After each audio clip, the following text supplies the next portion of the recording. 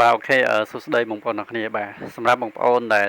ចង់ដឹងថា to rec ដំណើរការមិនបាទហើយយើង rec ត្រូវការអីខ្លះហើយក៏ដូចជាថានៅ rec បានអត់ចឹងណាបាទពួកបងប្អូនខ្លះឮតែគេថា rec អត់ចូល rec អត់បានបាទខ្លាចអត់ហ៊ានទិញអីចឹងណាបាទអញ្ចឹងដូចគ្នាដែរបងប្អូនកុំឲ្យតែឮតែខ្ញុំថា rec បាន rec បានឥឡូវយើងមកមើលជាក់ស្ដែងទាំងអស់គ្នាណាបាទកុំឲ្យតែឮខ្ញុំចេះតែថាបាទកុំឲ្យគិតថាខ្ញុំចេះថាណាបាទយើងមើលចាក់ស្ដែងអ្នកគ្នាបាទអញ្ចឹងតកតងរបៀបនៃការអឺដំណើរការ rec tool ហ្នឹងបាទប្រើ tool ហ្នឹងចុច rec គឺងាយស្រួលទេ tool ហ្នឹងបាទគឺយើងគ្រាន់តែចុច start មកបាទគឺវាមានមុខងារ function នៅកន្លែងនេះឲ្យយើងកំណត់ហើយស្រេចអញ្ចឹងណាបាទអញ្ចឹងអានេះយើងមិនបាច់ចាំសេរីប៉ះពាល់អីវាក៏បានដែរបាទឬក៏យើងចង់កំណត់វាបើយើង rec ជាមួយទៅនឹង phone farm យើងកំណត់យកកន្លែងនេះយើងយក 4G ណាបាទនេះបើយើង rec ជាមួយទៅនឹង LD យើងរើសយក Wi-Fi មកបាទអញ្ចឹងយើងចង់ rec មួយ LD ក៏បាន rec មួយ phone farm ក៏បានដែរប៉ុន្តែហ្នឹងហើយគ្រាន់តែយើង rec មួយ LD យើង rec ចូលបានទៅដំបូងឯងបាទតែ spam IP ទៅ rec ឡើងចូលឯងតើបងប្អូនចេះឆ្លាស់ដូរ IP អញ្ចឹងណាបាទអញ្ចឹងសម្រាប់ខ្ញុំ recommend ឲ្យបងប្អូនគ្នាប្រើទាំងអស់គ្នាប្រើគឺប្រើជាមួយនឹង phone farm ទៅព្រោះពេល direct មួយ phone farm យើងប្រើmobile data វាបិទ airplane mode វា change IP ឲ្យយើង auto ទៅគឺយើង rec បាន account ច្រើនបាទអូខេអញ្ចឹងកន្លែងនេះគឺយើងចង់កំណត់ដូរ password ដូរទៅបាទហើយកន្លែងឈ្មោះយើងចង់ដាក់អង់គ្លេសយើងចង់ដាក់ខ្មែរយើងចុចដូរទៅបាទយើងចុចលើកន្លែងហ្នឹងដូរទៅបាទកន្លែងនេះយើងចង់រើសយកមួយណាក៏បានដែរបាទអីហ្នឹងបាទហើយកន្លែងចំណុចនេះគឺយើងចង់ពេល direct ហើយយើង upload cover បាទមានដូចជា 2FA អញ្ចឹងទៅយើងចាក់ 2FA ឲ្យអញ្ចឹងណាបាទ profile អីចឹងណាបាទហើយកន្លែងនេះគឺកន្លែងចំណុចដែលយើងត្រូវ verify ណាបាទពេលយើង rec ហើយយើង verify មួយ mail បាទអញ្ចឹង mail គឺយើង rec ជាមួយ website free ក៏បានបាទ 10min.mail នេះបាទហ្នឹង free បាទប៉ុន្តែអាហ្នឹង rec អត់ចូលទេបងប្អូន rec ដាយរហូតហ្នឹងណាបាទហើយអ្វីដែលខ្ញុំ recommend គឺ recommend ជាមួយនឹង website មួយចំនួននៅក្នុង tool របស់ខ្ញុំហ្នឹងគឺវាមានច្រើនបាទអញ្ចឹងយើងអាចទិញទៅបាទយើងដាក់លុយទិញ mail ដើម្បី verify ទៅវាជោគជ័យបានច្រើន rec បានច្រើនចូលបានច្រើនណាបាទអញ្ចឹងឥឡូវខ្ញុំ rec ជាមួយទៅនឹង website នេះ website YSH នេះបាទឥឡូវខ្ញុំគ្រាន់តែ copy API ចេញពី website ហ្នឹងបាទហើយពេលដែលមេរៀនមិនអត់ខ្ញុំនឹងថតប្រាប់បងប្អូនទាំងអស់គ្នាថារបៀប copy API យកមកដាក់មិនអញ្ចឹងណាបាទអូខេអញ្ចឹងឥឡូវខ្ញុំសុំស្កប់បន្តិចខ្ញុំចូលទៅ copy API យកមកដាក់ចូលណាបាទអូខេអញ្ចឹងតាក់ទងត្រឹង API យើង copy ចេញពី website ហ្នឹងមកបាទយើងផាសចូលឡើងហ្នឹងទៅហើយយើងធ្វើការចុច save ទៅណាបាទហើយយើងគ្រាន់តែចុច save ប៉ុណ្ណឹងហើយយើងធ្វើការចុច start ទៅនេះយើងចុច start កន្លែងហ្នឹងទៅគឺវា run ហើយអញ្ចឹងណាបាទអញ្ចឹងយើងមកមើលកន្លែងក្នុងនេះមកនេះពេលយើងចុច start ទៅវាចាប់ផ្ដើមបិទនេះairplane mode ឲ្យយើងនេះឃើញទេបាទវានឹងធ្វើការបិទយន្តហោះដើម្បី change IP ដើម្បីចូលទៅបង្កើត account កុំឲ្យ spam IP ឲ្យយើងណាបាទវាចូលទៅបង្កើតឲ្យយើង auto បិទឲ្យយើង auto ហើយបាទ tool វាទៅបិទឲ្យយើង auto ហើយបាទអូខេអញ្ចឹងយើងរងចាំមក play ទៅណាបាទយើងមើលតាមជាក់ស្ដែងទាំងអស់គ្នាកុំឲ្យឮតែខ្ញុំថាចេះតែថាអញ្ចឹងណាបាទហើយជឿតាមខ្ញុំអីយើងកុំទាន់អាចជឿយើងមកមើលវីដេអូហ្នឹងសិនទៅបាទឥឡូវខ្ញុំចុចនេះបាទខ្ញុំកុំឲ្យបងប្អូនឆ្ងល់ថាកែងលោខ្ញុំយកវីដេអូតាំងពីថ្ងៃណាយកមកផុសអីចឹងណាបាទយកមកផុសឲ្យបងប្អូនមើលអញ្ចឹងបាទអញ្ចឹងឥឡូវយើងមើលជាក់ស្ដែងទៅថ្ងៃនេះថ្ងៃទី8បាទខែ10បាទឆ្នាំ2025បាទហើយ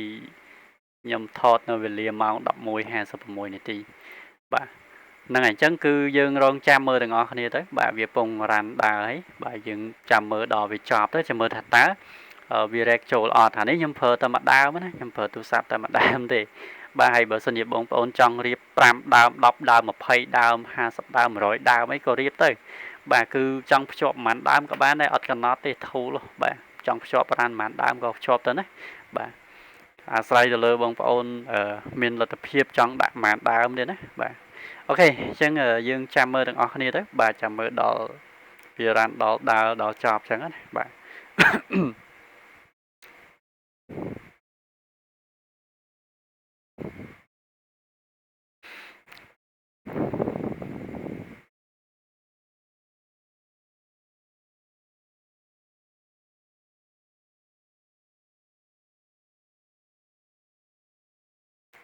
ទាញម៉ៅដាក់ខាងនេះកុំឲ្យបងប្អូនថាខ្ញុំចុចដៃអូខេបាទ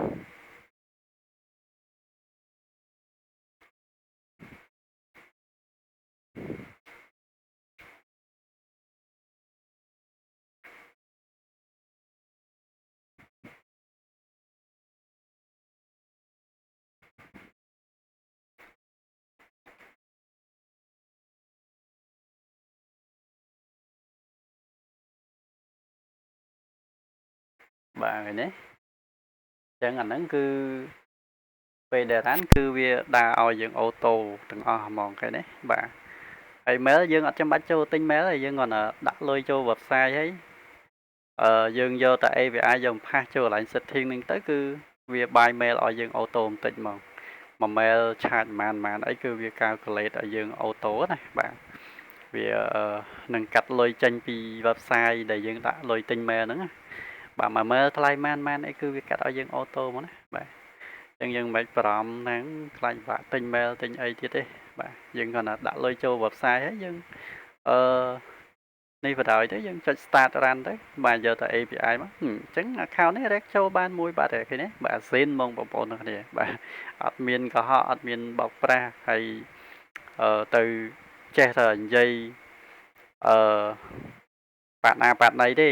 បាទគឺខ្ញុំថា rec បានហើយកុំឲ្យតែបងប្អូនគិតថាខ្ញុំចេះតែនិយាយហ្នឹងហើយពាក្យហ្នឹង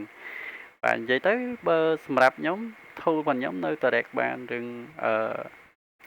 គេផ្សេងខ្ញុំអត់ដឹងទេប៉ុន្តែអ្វីដែលសំខាន់ tool របស់ខ្ញុំនៅតែ rec បានបាទហើយអ្វីដែលខ្ញុំrec បានបង្កើតបានបងប្អូនទិញហើយមិនបាច់ខ្លាចខ្ញុំលាក់ទេតែខ្ញុំ rec មិនបានខ្ញុំប្រាប់បងប្អូនទាំងអស់ហ្នឹងបាទទិញ tool របស់ខ្ញុំនៅលាក់ទៅអីទៀតបាទតើបងប្អូន rec បានសប្បាយចិត្តខ្ញុំក៏សប្បាយចិត្តបាទហើយខ្ញុំលក់ tool ឲ្យបងប្អូនខ្ញុំក៏បានចំណេញបាទបងប្អូនអ្នកប្រើប្រាស់ក៏យកទៅប្រើក៏បានចំណេញបាទចំណេញទាំងអស់គ្នាបាទយើងបានអត្ថប្រយោជន៍យើងបានផលទាំងអស់គ្នាណាបាទមិនមែនលក់យកទៅលុយហើយទុកបងប្អូនចោលទេហើយ tool ប៉ាកើតអីចឹងណាបាទនឹងខ្ញុំផ្លូវនឹងខ្ញុំមិនដើរទេណាបាទអូខេអញ្ចឹងបងប្អូនឃើញស្រាប់ហើយគឺវាបង្កើតមកគឺវា upload cover នេះដូចជាក់ស្ដែងណាបាទវា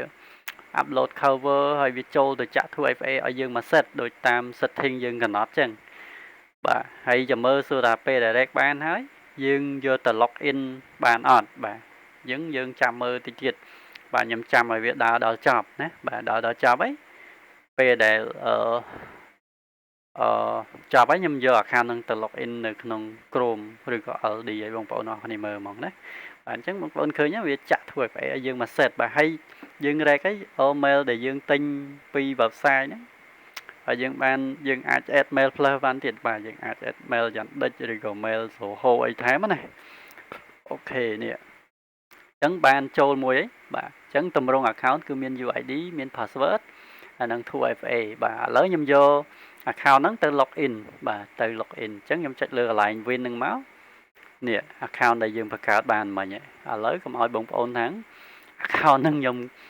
fake បាទជា account ផ្សេងនេះបងប្អូនមើលតែ ID យើងផ្ទៀងផ្ទាត់មកនេះ ID 0490កូដបាទនេះ0490កូដបាទហើយ password ដូចគ្នាឃើញទេ password ដូចគ្នាបាទនេះ 2FA បាទIFVD នេះឃើញទេបាទអញ្ចឹងឥឡូវខ្ញុំយកទៅ login បាទខ្ញុំយកទៅ login នៅក្នុង Chrome ឲ្យបងប្អូនទាំងអស់គ្នាណាហើយមើលឃើញទាំងអស់គ្នាអូខេឥឡូវខ្ញុំបើកChrome មកបាទខ្ញុំ open suggest មួយណាបាទនេះខ្ញុំចូលមក Facebook មកបាទយក sign up ហ្នឹងមកអូខេអញ្ចឹងអានេះខ្ញុំយក account បាទ sorry បាទ account ខ្ញុំទៅណាបាត់ឯនេះនេះអូខេអញ្ចឹងខ្ញុំ copy UID ហ្នឹងមកបាទ password មកផាចូលនេះមកចុច login មកណាincorrect password ដោយសារខ្ញុំជាប់ IP ថៃសុំចាំតិចខ្ញុំ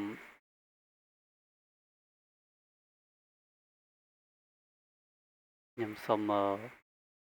disconnect VPN បន្តិចសិន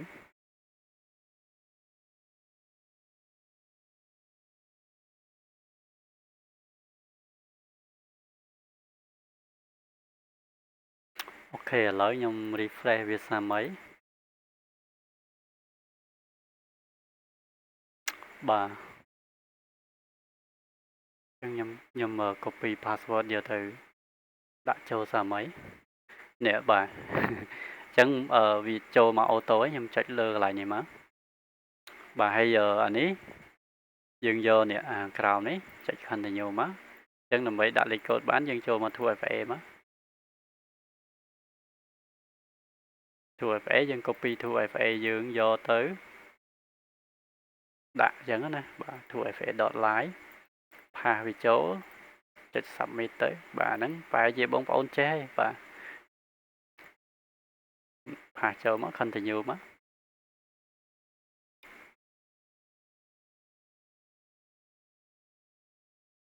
បាទ draft this device បាទអញ្ចឹងនេះគឺជា account ដែលខ្ញុំ rec ចូលមិញឃើញទេបាទនេះ account ខ្មែរបាទបាទទៅតែបង្កើតមិញទេបងប្អូនទាំងអស់គ្នាបាទហើយមាន success មានអីចឹងទៅណាបាទគឺល្អមែនតើបាទអញ្ចឹងក្នុងវីដេអូខ្ញុំសូមបង្ហាញជូនទៅដល់បងប្អូនទាំងអស់គ្នាប៉ុណ្ណឹងឥឡូវយើងចូលទៅមើល tool របស់យើងទៀតថាវា rec បានមួយទៀតនៅបាទឥឡូវវាកំពុងតែ run ដំណើរការបាទអូខេឥឡូវយើងចាំបន្តិចអូខេឥឡូវវាអត់ទាន់ដើរទេវា load ពីវា close វាចូលទៅនេះអញ្ចឹង account ហ្នឹងប្រហែលជាវាដាយអញ្ចឹងណាបាទហ្នឹងហើយបាទវាអស់ mail ប្រហែលជា website ហ្នឹងអស់ mail អីចឹងទៅវាអត់មាន mail ដាក់ចូលអញ្ចឹងវា load ទៅ return ទៅវាយលេខទូរស័ព្ទអីវិញអញ្ចឹងទៅអញ្ចឹងណាបាទអូខេអញ្ចឹងក្នុងវីដេអូនេះខ្ញុំមានតែប៉ុណ្្នឹងទេបាទហើយ rec វាចាក់ស្ដែងធម្មតាវាមាន code វាមានបានអញ្ចឹងឯងណាបាទគ្រាន់តែបានតិចនិងបានច្រើនបាទហើយបានតិចបានច្រើនវាដោយថ្ងៃដែរថ្ងៃខ្លះយើង rec សឹងតែចូល80% 90% ចូលណាបាទហើយថ្ងៃខ្លះងាប់50 live 50ក៏មានដែរអញ្ចឹងណាបាទអូខេអញ្ចឹងសូមអរគុណច្រើនបងប្អូនអរគ្នាបាទ